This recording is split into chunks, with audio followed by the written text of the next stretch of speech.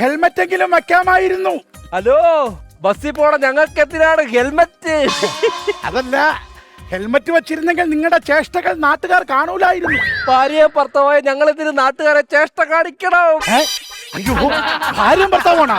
Sorry, ഞാൻ അറിഞ്ഞില്ല കേട്ടോ. പെങ്ങളെ ക്ഷമിക്കണം കേട്ടോ, അറിയാത്തോണ്ടാ. കുഴപ്പമില്ല കേട്ടോ, സാരമില്ല. സാധാരണ ഈ ടൈപ്പ് പയ്യന്മാര് കാമുകാരെ കൊണ്ടുവന്നിട്ട് ചോദിക്കുമ്പോ പറയും ഭാര്യയാണ്, അതുകൊണ്ടാ. ഏത് കാമുകിയും കൊണ്ട് ഇങ്ങോട്ട് വന്നത്?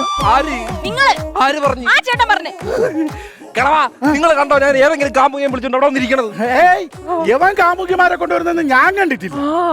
പിന്നെ വേറെ ആരെങ്കിലും കണ്ടിട്ടുണ്ടോന്നുള്ള കാര്യം എനിക്ക് അറിഞ്ഞൂടാ. അല്ലെങ്കിൽ എനിക്ക് നിങ്ങൾ ആദ്യമേ സംശയം ഉണ്ടായിരുന്നു. എനിക്കിവിടെ എന്തുകൂടോ ജോലി? ഞാൻ ഇവിടുത്തെ ജില്ലാ കളക്ടറാ. അപ്പൊ ഇതാ, ഇത് സൂപ്രണ്ട് ഓഫ് പോലീസിന്റെ കാര്യാലയം. നിനക്ക് കണ്ണൂടാടാ, ഇത് പെട്ടിക്കടയാണെന്ന്. കുടുംബം തൊലയ്ക്കരുത്. ചെറിയൊരു സുഖം, അത്ര തന്നെ.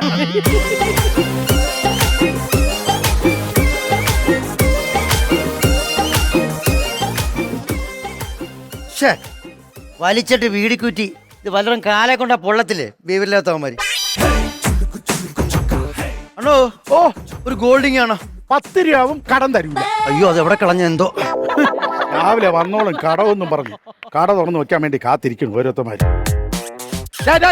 അതിന് തീയൊന്നും ഇല്ലടാ, അതാ ഷീറ്റ് കെട്ടിയതിന്റെ ബാക്കി കയറി ഞാൻ കിടക്കുന്നേ. അങ്ങനെ അറിയാല്ലേ? തീപ്പെട്ടിതാ.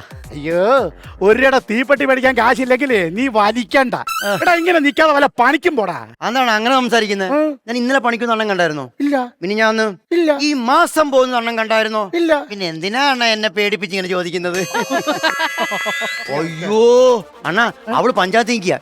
ഞാൻ ഫോൺ എടുക്കാൻ മറന്നു. ഫോൺ എന്നാണ് അവൾ വിളിക്കണ. അയ്യോ, എന്റെ ഫോണിലിടാ. ഞാൻ ഫോൺ ഉപയോഗിക്കൂല, ഞാൻ ഫോണിനെതിരാ. ആണോ? അയ്യോ, എന്തി നവതികളോട് ചോദിച്ചാലോ? നവതി ആഘോഷിക്കാൻ അവര് പ്രായമുള്ളവരല്ലടാ, കൊച്ചു പിള്ളേരാ. അല്ല, നവരാത്രി നവദമ്പതികളെന്നാണോ സാർ ഉദ്ദേശിച്ചത്? അവരോട് ചോദിക്കണ്ട, അവര് സ്റ്റാൻഡേർഡ് വേച്ചാ. നീ അങ്ങോട്ട് പോണ്ട. അതെ, നമ്മൾ സ്കൂളിൽ പോയിട്ട് ഈ പണിക്ക് ഇറങ്ങിയേട്ടാ. സ്കൂളിൽ പോയെന്ന് പറഞ്ഞാൽ മതി, പണിക്ക് ഇറങ്ങി എന്ന് പറയല്ലേ.